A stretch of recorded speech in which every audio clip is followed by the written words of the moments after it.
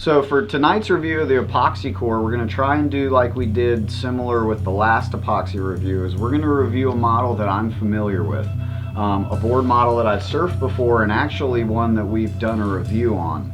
I believe it was test drive episode number 6. We did the review on the DHD DX1 in the traditional PU material. Tonight we're going to be reviewing their new Epoxycore material. The DHD Epoxycore does blend the PU and epoxy technology differently than anything I've seen before. As you can probably tell on the camera, basically what you have here is they shaped a PU board and literally just cut the center out of the board. Where you see this black line, and that's where you can really tell the difference in the foam, where you can see the high density EPS foam compared to the traditional PU foam that's on the rails. Now, to go even a step further, they also left the stringer in the top half of the nose. So at the top of this board, you literally have your traditional PU build with a full wooden stringer from there to there. All the way on the edges, down to the tail, almost to the whole edge, literally under the back fin, you've got the PU rail. That's your traditional polyester foam rail. The center of the board's epoxy, basically where you're laying and paddling for the most part. So this is unique and different than anything that's out there on the market, at least that I've seen. I think what Darren Hanley was trying to do is to get a board that will still sink in those choppy pieces of the wave, and that's why he makes the rail. The whole rail is what's engaging with the wave when you're doing a turn. So I think he left it all PU on the rail to hopefully minimize that chatter that you get on most epoxy boards. That's, in theory, that's what this board's going to do. Is you're not going to feel that. You're going to be able to surf the board with the smoothness and the control of a PU board, but it's going to have a little bit of extra float and maybe a little bit of extra springiness with the epoxy center.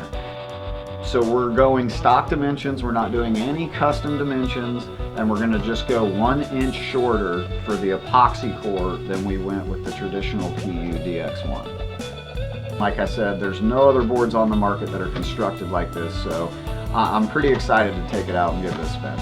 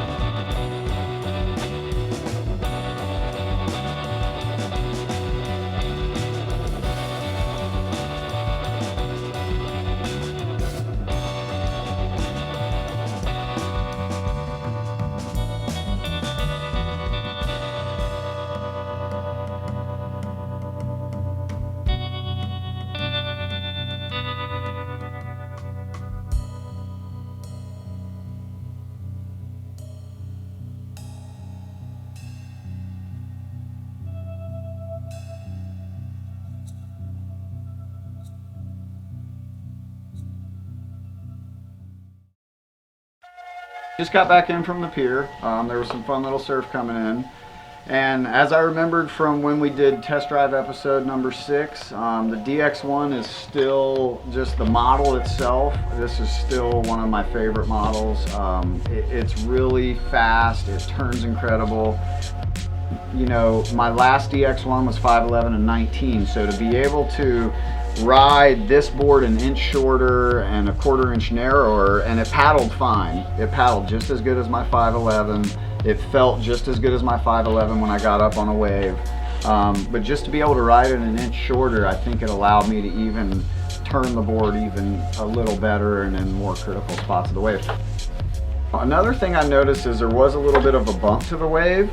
So I do think that the little bit of extra weight that's on the actual rail of the board, for instance, is if you have a traditional epoxy board or even a lot of the new epoxy boards, the whole board's epoxy. So the rail of the board is sometimes where I feel like you have trouble engaging in the chop and the bumps of the wave when you're trying to set the rail. With the Epoxycore, the rails have the same weight as a traditional PU board.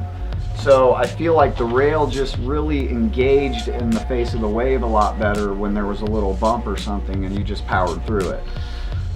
I don't want to say it feels exactly like a PU board because they don't, but it does sort of have the smoothness of a PU board with a little extra kick.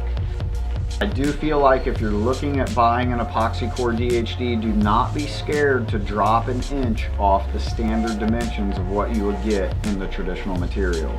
I probably would have been nervous to do that as a consumer spending over $700. Luckily, I'm afforded the luxury of getting to try some of these boards, but like I said, that was the best decision I could have made. This board really felt good being a little smaller and still paddled great and caught waves no problem. With epoxy boards, I have found that sometimes going with a carbon style fin or a stiffer fin, if you can find it in that template, is the way to go. Not all companies make that fin template with carbon, but if it's available and that's a template you like, whatever it is, with the epoxy boards, I feel like going with that stiffer fin is always a little bit better. It just helps them turn a little bit sharper. So thanks for tuning in again, and stay tuned for test drive episode number 10. We're probably going to try and keep sort of the epoxy theme going and possibly do another review on another type of epoxy technology.